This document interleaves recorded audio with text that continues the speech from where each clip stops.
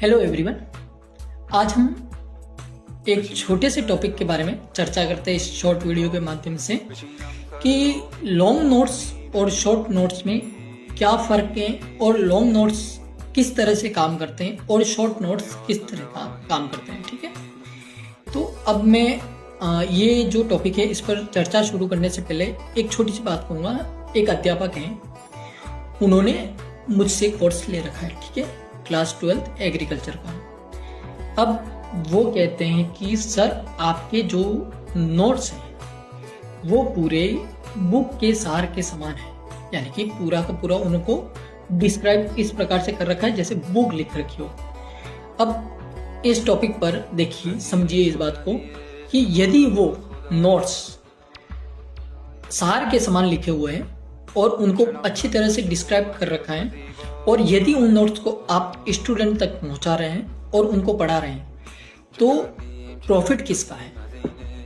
मैं ये पूछना चाहता हूं कि प्रॉफिट किसका है। मान लीजिए आपने बना दिए शॉर्ट नोट्स।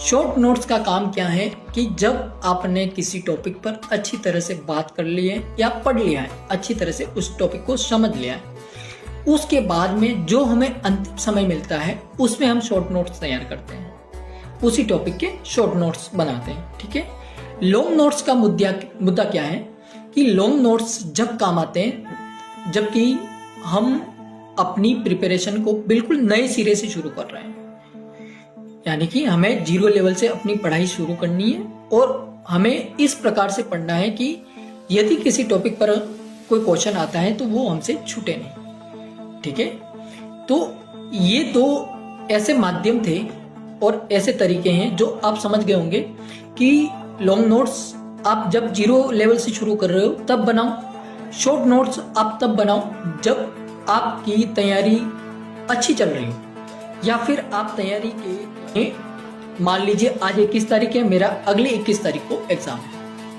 तो मुझे क्या करना है कि उस अगली 21 तारीख से पहले इस प्रकार के नोट्स तैयार करने 1 महीने में कि मेरा अच्छी तरह से रिवीजन हो जाए। समझ रहे हैं इस बात को? तो उस रिवीजन के लिए मैं क्या तैयार करूंगा? Short notes. तो ये होता है शॉर्ट नोट्स और लॉन्ग नोट्स का मुद्दा।